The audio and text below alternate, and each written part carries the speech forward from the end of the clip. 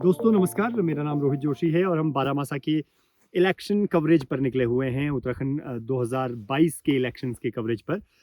मैं अभी हूँ नैनीताल के पास भवाली टाउनशिप और भवाली के पास ही एक छोटी सी जंगल में बसी हुई एक बसासत है, इसका नाम है तिरचा खेत।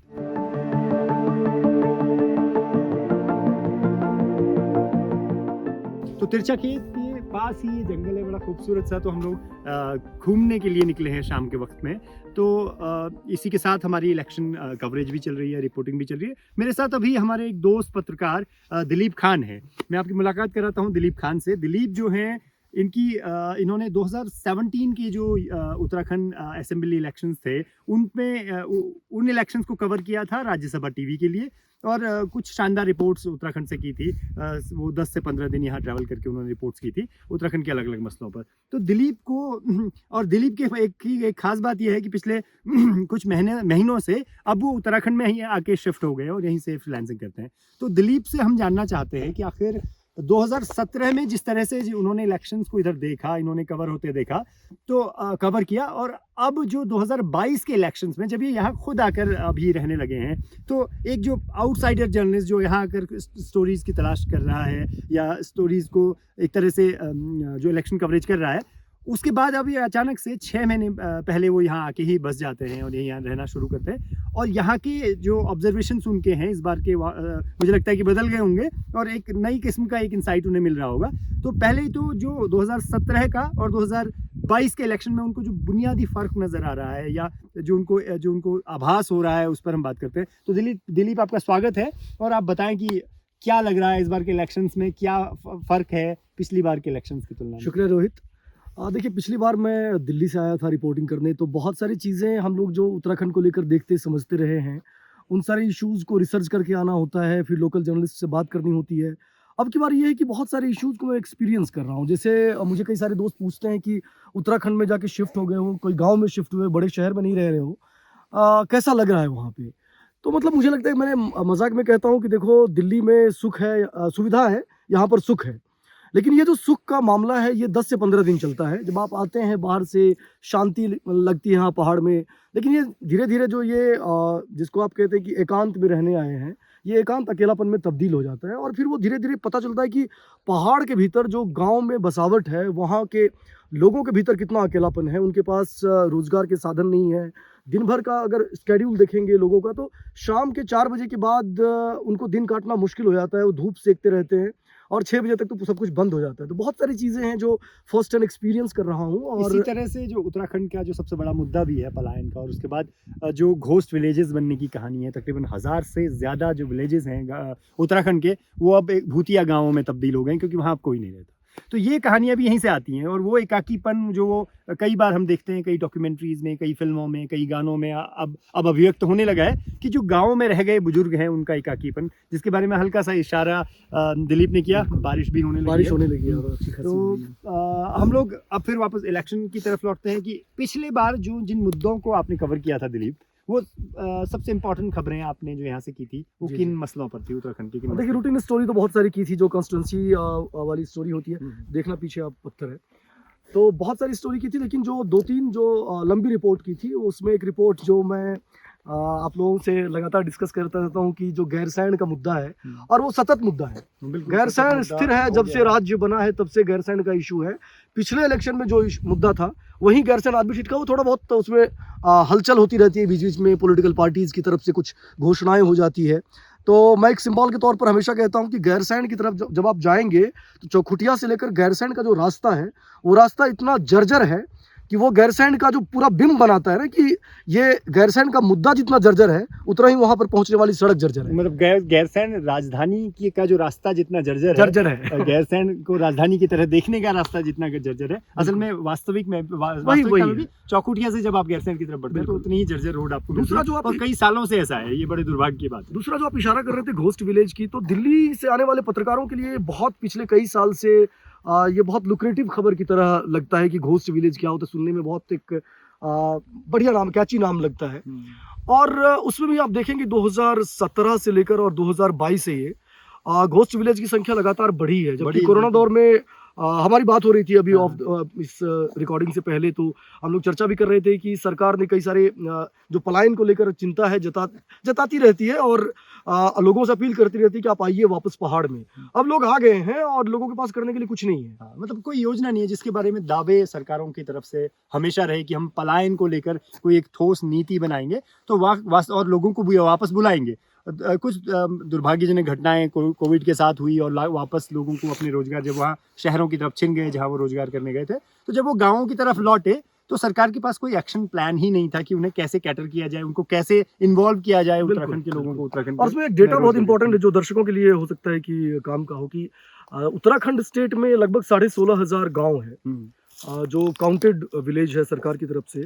उसमें आज की तारीख में जब सरकार ने भी विधानसभा में रिपोर्ट पेश किया था, उसमें लगभग 750 के आसपास घोस्ट विलेज जिसको करार दिया गया है कि वहां पर इक्के दुक्के लोग रहते हैं या नहीं रहते हैं, पूरी तरह गांव वीरान हो चुके हैं। 751-52 तो पूरी तरह से वीरान है। बिल्कुल, उसमें से भी बिल्कुल। 500 समथिंग गांवों को पलायन आयोग कहता है कि वो उसमें 50% से कम की आबादी है और इनमें से भी 50% की जिसकी बात चल रही है, यानी 500-550 के आसपास गाँव में, उनमें से भी 80% गाँवों में आबादी 20% से नीचे। इस तरह के आंकड़े कुछ आए हुए। बिल्कुल बिल्कुल। तो घोस्ट विलेजेस का मामला यानी पलायन का मामला हमारे पहाड़ों में रहा है।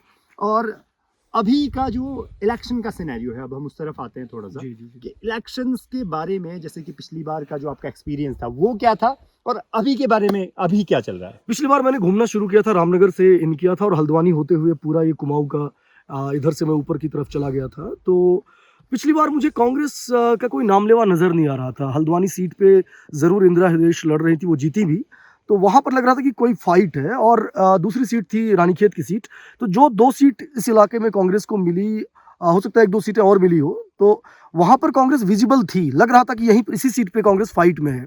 बाकी जहां पर कांग्रेस हारी वहां पर कांग्रेस का कोई सिंबल तक नजर नहीं आता था। इस बार स्थिति बदली हुई मुझे नजर आ रही है, स्पेशली कुमाऊं के पहाड़ी इलाकों में। मैदान की तरफ मैं अभी नहीं गया हूं तो फर्स्ट हैंड एक्सपीरियंस नहीं है, लेकिन पहाड़ पे कुमाऊं में बहुत कांग्रेस का स्ट्रांग प्रेजेंस दिख रहा है और मुझे लग रहा है बहुत ऑर्गेनाइज्ड होकर इस बार कांग्रेस पार्टी चुनाव लड़ रही है। भाजपा ऑफ कोर्स सत्ता में है और जो वोट परसेंट का एक गैप है भाजपा के पास, वो लीड बहुत बड़ी है। तो ये देखना बहुत इंटरेस्टिंग होगा कि जो कांग्रेस 2002 के इलेक्शन से लेकर अब तक अपने वोट शेयर का जो एक परसेंटेज है जो ऑलमोस्ट इंटैक्ट है, लगभग 33%, 34%, 32% के आसपास, 2012 से 17 के बीच में भी कांग्रेस को आधा परसेंट से भी कम 0.3% वोट शेयर का नुकसान हुआ था। 21 सीटें हार गई थी कांग्रेस। तो भाजपा को जो भी वोट मिला था पिछले इलेक्शन में, वो छोटी पार्टियों की कीमत पे मिला था। तो इंटरेस्टिंग ये होगा कि इस बार के इलेक्शन में क्या भाजपा का वो वोट शेयर जो 33 से लेकर और 46.5 यानी लगभग 12.5% का एक गैप था, बढ़त थी भाजपा को, उसमें क्या इंडिपेंडेंट पार्टीज और छोटी पार्टियां उसमें सेंधमारी कर पाएगी, वापस दावेदारी पेश कर पाएगी, या फिर कांग्रेस पहली दफा 33-34% को लीड ले एक पाएगी? ऑब्जर्वेशन, क्योंकि हम पिछले 1 हफ्ते से साथ में घूम रहे हैं और हमारे पास जो लोगों के साथ मिलते हुए और जो एक तरह से हम लोग ऑब्जर्व कर रहे हैं, उससे एक चीज़ तो समझ में आ रहा है, इस बार इलेक्शन जो है, जो आप कह रहे हैं ना, जो वोट का जो एक बहुत बड़ा चंक जो है वो जो अनसर्टेन है, जो किसी तरह भी जा सकता है। और इस बार ये तो समझ में आ रहा है कि वो इलेक्शन बाइपोलर है, बाइपोलर है। इसमें बहुत बड़ा रोल हम आम आदमी पार्टी एक फैक्टर नया उभर कर आती है, लेकिन बाइपोलर है तो इसमें वो जो वोट परसेंट है जो कि निर्णायक बना था पिछली बार, इस बार वो ऊंट किस करवट बैठेगा वो बड़ा निर्णायक हो 2 जाएगा। इलेक्शन इसमें इंपॉर्टेंट है। हम अगर 2012 से पहले जाएंगे तो सिनेरियो डिफरेंट था उत्तराखंड में। 2012 और 17 ये 2 इलेक्शन इंपॉर्टेंट इसलिए भी है क्योंकि ये वो इलेक्शन है जहां पर छोटी पार्टियों का सफाया होना शुरू हुआ। तो जो इंडिपेंडेंट पार्टियां हैं, जो इंडिपेंडेंट कैंडिडेट्स को जो वोट शेयर मिला भी था, उसमें आप देखेंगे कि ज्यादातर रेबल थे, जो कांग्रेस से ही असंतुष्ट थे, बीजेपी से असंतुष्ट थे, जिनसे पार्टी को बहुत उम्मीद थी कि वो टिकट उन्हें देगी, लेकिन नहीं मिला। इस बार भी आप देखेंगे कि बहुत सारी सीट है और ये हर इलेक्शन में हर स्टेट में होता है, जहां पर कि 2 इक्वल कंटेंडर होते हैं जो बहुत स्ट्रांग होते हैं, जिनकी पहुंच बहुत मजबूत होती है। उत्तराखंड के साथ एक चीज़ ये है कि यहाँ पर छोटी कंस्टिट्यूंसी है पॉपुलेशन वाइज, तो बहुत सारे लोगों के भीतर ये एस्पिरेशन रहता है कि वो अगर 15-20 हज़ार वोट कैटर कर लिया तो वो एक मजबूत कैंडिडेट और विनेबिलिटी उनकी बन जाती है। तो देखना इंपॉर्टेंट होगा कि इस बार क्या इस तरह का जो कैंडिडेट है उनके साथ लोग कितना जा पा रहे हैं। लेकिन अभी तक घूमते हुए इस इलाके में मुझे मोमेंटम कांग्रेस के पक्ष में दिख रहा है, ये मैं ऑन रिकॉर्ड कहना चाह रहा हूँ। कांग्रेस के पक्ष में तो जा रहा है। थोड़ा सा पॉलिटिक्स को थोड़ा समझने की कोशिश करें तो एक तो बीजेपी के साथ जो एक माइनस पॉइंट है, मुझे माइनस मींस माइनस पॉइंट तो ऐसे क्या कहा जाए, जब इसने बीजेपी ने एक छोटे से टेन्योर में 3 बार सीएम को बिल्कुल, बदल दिया, बिल्कुल। और वो एक बड़ा अटपटा एक आप नेशनल पार्टी परसेप्शन चेंज हुआ है लोगों का। परसेप्शन, मतलब नेशनल पार्टी है, आप क्या इतना पॉलिटिकली चीजों को नहीं पढ़ पाए कि ये क्या हो रहा है, तो उससे थोड़ा एक परसेप्शन थोड़ा सा गड़बड़ाया था। और लेकिन अच्छा, उसे आप कैसे देखते हैं, मतलब 3 सीएम एक साथ बदल देना देखिए बीजेपी की तरफ से? ये निश्चित तौर पर ये संकेत जाता है, लोगों के बीच में ये परसेप्शन बनता है कि भाजपा खुद अपने नेतृत्व से संतुष्ट नहीं है, और बाद में त्रिवेंद्र सिंह रावत, तीरथ सिंह रावत और फिर पुष्कर धामी पे आके थोड़ा सा एक लगा कि स्टेबल हुई भाजपा, लेकिन उनके पास मतलब बहुत कम टेन्योर बचा था, चंद महीने का उन्होंने मामला पर्याप्त था। घोषणाएं करके ही वो निकाल दिया। हाँ हाँ हाँ। और रैलियां कुछ हेलीकॉप्टर से वो कहते हैं कि, और दूसरा उत्तर- ये जो उत्तराखंड में बार बार ये टेंडेंसी देखने को मिलती है, इसको लोग कई तरह से डिकोड करते हैं, लेकिन मैं इसको दो तरीके से समाजशास्त्रीय और पॉलिटिकल तरीके से देखता हूँ कि एक बार कांग्रेस आएगी, एक बार बीजेपी आएगी। ये टेंडेंसी कई राज्यों में है, स्पेशली लोग केरला का एग्जांपल देते हैं, जहाँ इस बार बहुत 40 साल के बाद लेफ्ट पार्टी रिपीट नहीं होता आमतौर पे। राजस्थान में भी ये टेंडेंसी, लेकिन उत्तराखंड में अगर आप देखेंगे तो ये क्यों होता है? क्या ये वोटर अवेयरनेस है कि हम चेंज करके देंगे तो पार्टियां, सरकार ज्यादा रिस्पॉन्सिबल होगी, या फिर आप देखेंगे बात करते हुए यहाँ के लोगों से तो ये लगेगा कि कांग्रेस सत्ता में आई, बीजेपी सत्ता में आई और जनता हमेशा चीट महसूस करती थी, उनको ठगा गया, और वो ठगे जाने के एहसास से जो विधायक होते हैं निवर्तमान, उनको हराने के अगेंस्ट वोट करती है। इसलिए कई सारी सीटें यहाँ टोटका की तरह गिनाया जाता है कि गंगोत्री जो जीत लिया उसकी सरकार बनेगी, गंगोली हाट जो जीत लिया उसकी सरकार बनेगी।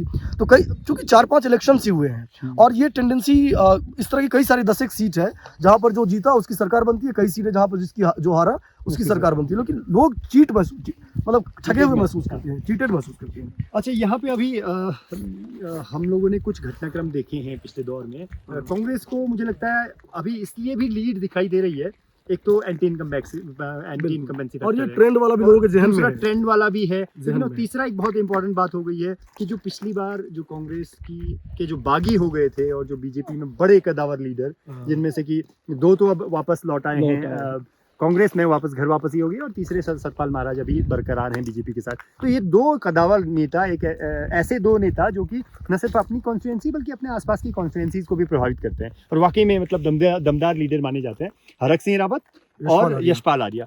ये लोग वापस अब कांग्रेस में आ गए, तो इस वजह से भी थोड़ा सा भारीपन कांग्रेस की तरफ आया है, और यही मोमेंटम देता भी है लोगों के बीच में, जब लगता है कि जो अपनी कंस्टिट्यूंसी के अलावा आसपास की कंस्टिट्यूंसी को प्रभावित करने वाले बड़े लीडर्स हैं, वो जिस पार्टी में जा रहे हैं छोड़ के इलेक्शन से ठीक पहले, तो एक मैसेज भी होता है। दूसरा ये कि कांग्रेस के भीतर चूंकि हरक सिंह रावत का जो रोल था, जब हरीश रावत की सरकार थी, और वो मामला, वो आप देखेंगे कि बहुत भारतीय इतिहास की वो बहुत ऐतिहासिक घटना थी, जिसमें कि हाई कोर्ट ने पलटा था राज्यपाल के डिसीजन को, मामला फिर सुप्रीम कोर्ट तक पहुंचा था, तो वो ऐतिहासिक घटनाक्रम था। उसमें हरक सिंह रावत का एक रोल था, जिसमें 9 विधायकों को तोड़ के वो कांग्रेस से अलग हो गए थे, फ्लोर टेस्ट कराना पड़ा था।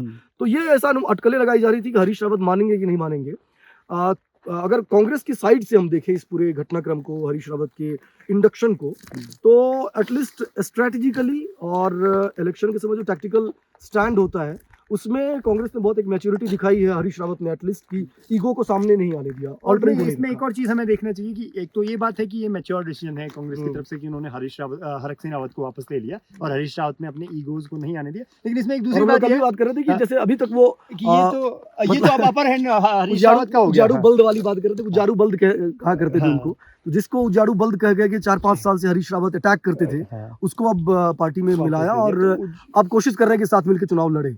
बीजेपी के पास अभी इस तरह के कोई बड़े लीडर्स की अगर बात करेंगे, तो बीजेपी में अभी कोई ऐसा बड़ा कद्दावर लीडर स्टेट में कोई छोड़ के कांग्रेस को बीजेपी में शामिल नहीं हुआ है। हाँ, ये तो कह रहे हैं। अच्छा, बीजेपी के साथ में जो हरीश, जो अभी पुष्कर सिंह धामी को एक तरह से बीजेपी लाई, और वो एक तरह से वो डैमेज कंट्रोल का एक अगर कहें तो 50% हरीश, ये उनके इस फैसले में एक तरह से डैमेज कंट्रोल किया, मुझे ऐसा लेकिन लगा। पुष्कर धामी की मास अपील नहीं है। पुष्कर धामी को स्टेट में अगर आप देखेंगे तो चीफ मिनिस्टर बनने के बाद अचानक कोई नेता बड़ा बन जाता है, ये बात निश्चित तौर पर सही है कि 2 टर्म 3 टर्म कोई चीफ मिनिस्टर हो जाएगा तो वो सर्वमान्य नेता हो जाता है। पुष्कर धामी को कायदे से कुमाऊं के इलाके में भी बहुत कम लोग जानते थे, जहाँ के वो विधायक है खटीमा और आसपास के इलाके में जरूर पुष्कर धामी को जानते थे। तो पुष्कर धामी वर्सेस अगर हरीश रावत को गए तो हरीश रावत मजे हुए नेता है, मतलब और जन नेता है, स्थापित तरह से वो एक बड़े लीडर है। लेकिन यहाँ पर ये जरूर है कि बीजेपी ने जब ये वाला मूव दिया और एक अचानक से एक यंग लीडर को जो कि जिनका एक्सपोजर या जो स्थापित एक बड़े नेता की तरह नहीं थे उन्हें सीएम बना दिया। तो इस मूव ने एक मैसेज बहुत स्पष्ट तौर पे और दिया था, और मुझे लगता है कि कांग्रेस के से बागी होकर बीजेपी में गए और जो बड़ी महत्वाकांक्षाएं लेकर गए, क्योंकि वो भी पढ़ रहे थे कि बीजेपी के पास कोई बड़ा लीडर नहीं है और ये बड़े लीडर थे, और वहां जाकर इन्हें सीएम का पद, क्योंकि यही अब एक लालच के पास बचा था, तो उसके लिए वो वहां गए। और लेकिन आरएसएस ने सीधे सीधे, यानी बीजेपी यानी आरएसएस ने सीधे सीधे मैसेज दे दिया कि आरएसएस बीजेपी अगर कहीं इतनी बड़ी मेजोरिटी के साथ सरकार बनाती है तो वहाँ कम से कम वो अपने आरएसएस के कैडर को ही एक तरह से मुख्यमंत्री रखेगी। दो मैसेज जाता है। पुष्कर धामी का करियर जो रहा है वो एक यूनिवर्सिटी की लीडरशिप से आए हैं, वो लखनऊ में पढ़ा करते थे और एबीवीपी से होते हुए और आरएसएस से होते हुए वो बीजेपी के लीडर बने हैं। तो उनके पास ये इस लिहाज से उनकी एक लंबी यात्रा है, और हमने देखा कि ओवरऑल जब उनके बयान भी आ रहे हैं तो वो उनके जो पूर्वज नेता है उनकी तरह उनके बयान मतलब अटपटे नहीं है, और मीडिया में मीडिया को ऐसा मौका नहीं बन रहा है। जिस तरह के मतलब धन सिंह रावत ने एक बयान दिया था कि हम ऐसा ऐप बनाने जा रहे हैं, सरकार ने बना लिया है जिससे कहीं भी बारिश को कंट्रोल किया जा सकता है, तो इस तरह के बयान नहीं दे रहे हैं। लेकिन इससे जो आप कह रहे थे ना, इससे दो मैसेज जाता है। अगर पॉलिटिकली आप देखें कि अगर यंग लीडरशिप को अगर आप सीधे चीफ मिनिस्टर बनाते हैं तो पहला मैसेज तो ये जाता है पार्टी के भीतर की जो महत्वाकांक्षा पाले हुए आए लीडर्स हैं, हम सिर्फ इससे गाइड नहीं हो रहे हैं। दूसरा ये कि जो बड़े लीडर्स हैं, जो जिनके भीतर वाकई ये महत्वाकांक्षा है और बहुत साल से मेहनत कर रहे हैं, उनके भीतर असंतोष बढ़ता है। लेकिन इसके ऑपोजिट ये होता है कि जो यंग लोग जुड़ रहे हैं पार्टी से और डेडिकेटेड तरीके से काम कर रहे हैं, उनके भीतर एक वो एनर्जाइज होते हैं।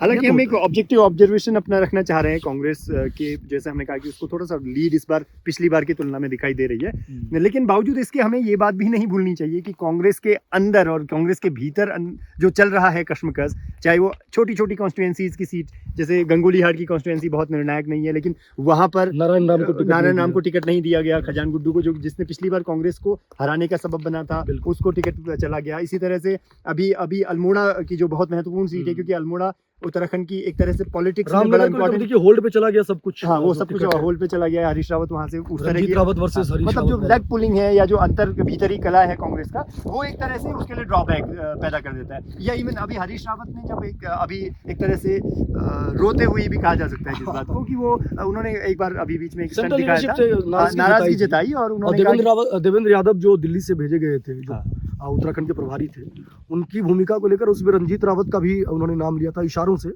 तो वो सारी चीजें, उसमें फर्क ये है कि बीजेपी का जो डिसिप्लिन है, पार्टी डिसिप्लिन की अगर हम बात करेंगे, और कांग्रेस के डिसिप्लिन में, इसमें आपको साफ अंतर पता चलेगा। जहां तक चुनाव का सवाल है, बीजेपी बहुत डिसिप्लिन पार्टी है इलेक्शन लड़ने के मामले में। कांग्रेस के भीतर वो मतलब वो सिंगल फोर्स गाइडेड होने वाला कोई एक नहीं है कि जिससे सब गाइड हो। तो इस लिहाज से तो फिर हमें ये भी देखना पड़ेगा कि कांग्रेस को, चाहे हम एज में मान रहे हैं, लेकिन कांग्रेस के अंदर अगर ये फैक्टर्स काम करते हैं तो पिछली बार बहुत सारी ऐसी सीट्स थी जो इसी वजह से कांग्रेस ने लूज कर दी। जो स्ट्रॉन्ग होल्ड कांग्रेस का हुआ करता था, उसके बावजूद अगर कंपेयर करेंगे लास्ट इलेक्शन से ना, तो ये ऑर्गेनाइज जो इलेक्शन कैंपेन होता है पिछली बार की तुलना में कहीं ज्यादा इस बार ज्यादा दिख रहा है। हम वापस थोड़ा सा लौटते हैं कि कैसे उत्तराखंड के जो बुनियादी इश्यूज हैं, जिनको लेकर एक सेपरेट स्टेटहुड की मांग उठी, और उसके बाद इतना बड़ा स्ट्रगल के बाद ये स्टेट एक सेपरेट स्टेट बना, और जिसके अपने किस्म का पहाड़ी भूगोल होने की वजह से डेवलपमेंट के अपने किस्म के विजन के साथ हम आगे बढ़ेंगे, ये एक परिकल्पना थी। लेकिन हमने देखा कि उस तरफ हम कभी आगे नहीं बढ़ पाए, या हमारे नीति नियंताओं में वाकई में एक विजन की कमी हमें नजर आती है। हालांकि बहुत एनडी तिवारी जैसे, जिनको बोला जाता है कि बहुत विजनरी लीडर भी हमारे लीडर है, लेकिन हमारे हासिल कुछ उससे हासिल हुआ नहीं। तो अब इसमें ओवरऑल जो एक आपका भी का एक्सपीरियंस है उत्तराखंड के साथ, जो आपका अनुभव है, इसमें आपको क्या लगता है कि उत्तराखंड के साथ क्या संभावनाएं अब हैं? देखिए, संभावनाएं उत्तराखंड में मेन चीज़ जिसकी आप बात कर रहे थे, जो हिल स्टेट का पूरा मामला है और पहाड़ी इलाकों के डेवलपमेंट का मामला है, वो डेवलपमेंट का मामला तभी होता है जब आप पॉलिटिकली मजबूत होते हैं। पहाड़ का इलाका फिर से अभी नेक्स्ट डिलिमिटेशन के बाद जो पॉलिटिकल इक्वेशन भी पहाड़ के पक्ष में झुका हुआ है, वो चला जाएगा तराई में। आपके हरिद्वार में 11 सीट है, देहरादून जिले में 10 सीट है, उधम सिंह नगर में 9 सीट है, रुद्रप्रयाग में 2 सीट है, चंपावत में 2 सीट है। इस तरह के कई 4-5 जिले हैं जहाँ पर 2-2 सीट है पहाड़ी इलाकों में। और ओवरऑल भी देखेंगे तो डिलिमिटेशन के बाद तो मैदानी इलाकों में ताकत बढ़ जाएगी उसकी पॉलिटिकली ताकत बढ़ने के बाद बार्गेनिंग पावर भी बढ़ता है उस इलाके का। तो हिल स्टेट का जो पूरा डेवलपमेंट मॉडल जिसके नाम पर स्टेट बना, वो मॉडल मुझे लगता है कि आने वाले दिनों में कहीं फिर से ये सवाल ना उठने लगे कि तराई वर्सेस और पहाड़ का। ये अलग बात है कि आपके पहाड़ की तराई में जो तराई के ज़िले हैं, वहाँ पर पहाड़ के रहने वाले लोग ही ज़्यादा रहते उन्हीं का हैं। पलायन है, उन्हीं का मोटे तौर पलायन पर, है। हाँ। बट उनका इलाका तो वैसा का वैसा रह गया ना, वो हाँ। लगातार बदतर तो होता जा वो रहा जो है। बुनियादी बात थी कि जो एक तरह से डिसेंट्रलाइज्ड डेवलपमेंट का जो कॉन्सेप्ट था उत्तराखंड को लेकर, बिल्कुल। जहाँ छोटे-छोटे गाँवों तक जो एक तरह का डेवलपमेंट का पूरा मॉडल है, जिसमें हॉस्पिटल शामिल है, जिसमें एजुकेशन सिस्टम आपने तो शामिल है। आप तो उस पूरे मूवमेंट में शामिल रहे हैं, पंचेश्वर डैम वाले मूवमेंट में। जो डिसेंट्रलाइज्ड डेवलपमेंट मॉडल की बात आप कह रहे हैं बहुत इंपॉर्टेंट है पहाड़ के लिए, बहुत सारे लोग कहते रहते हैं। वहाँ पर देखिए कितने ह्यूज जो पावर प्रोजेक्ट है लगाए जा रहे हैं, जबकि बार-बार ये कहा जा रहा है कि छोटे-छोटे लगाइए और आप मैदानी इलाकों की ज़रूरतें पूरी करने के लिए पूरे इलाके को डूब क्षेत्र में तब्दील कर दे रहे हैं। तो ये जो बड़े प्रोजेक्ट्स लग भी रहे हैं, तो वो वहाँ के लोगों के लिए नहीं लग रहे हैं। वो लग रहे हैं कहीं और वहाँ के एम्प्लॉई भी अगर आप देखें तो पहाड़ के कितने ही लोग रहेंगे इस तरह के प्रोजेक्ट में। तो छोटे-छोटे जो उद्योग धंधे होते हैं, लघु कुटीर एमएसएमई इंडस्ट्री जो बैकबोन है इस पूरे इंडियन इकोनॉमी का, वो एमएसएमई इंडस्ट्री तो पहाड़ में कहीं देखने को उस तरह से मिलती नहीं मिलती है, वो स्कोप इधर पे उस तरह से उस है भी विजन नहीं। के साथ काम नहीं किया गया। असल में ये पॉलिसी मैटर है और उस तरह से काम नहीं हुआ है। तो दोस्तों हम लोगों ने दिलीप के साथ, दिलीप 2017 इलेक्शंस में एक्सटेंसिवली उत्तराखंड को कवर किया था उन्होंने, और बहुत शानदार कुछ रिपोर्ट्स उन्होंने राज्यसभा टीवी के लिए की थी। आज हम दिलीप के साथ बात कर रहे थे। मौसम पूरा घिर गया है, अब धुंध गिरने लगी है और धीरे धीरे बारिश ने भी अब हमें बहुत भिगो दिया है। पहाड़ के मौसम का, सर्दियों के मौसम का और इस ठंड का यही मज़ा है। तो दोस्तों अभी के लिए इतना ही। हम बारामासा की ये जो स्पेशल इलेक्शन कवरेज चल रही है, एक टीम गढ़वाल की तरफ गई है, एक टीम कुमाऊं से कवर कर रही है। तो हम दोनों ही टीम्स आपके लिए और भी इसी तरह की खबरें, बातचीत और पॉलिटिक्स के इर्द गिर्द पूरे उत्तराखंड को हम लोग आपके सामने रिप्रेजेंट करने की पेश करने की कोशिश करेंगे। तो अभी के लिए इतना ही। आप हमारे यूट्यूब चैनल को सब्सक्राइब कर सकते हैं और हमारे सोशल मीडिया के जितने भी प्लेटफॉर्म्स हैं उनको फॉलो कीजिए और उन्हें लाइक कीजिए। Thank you.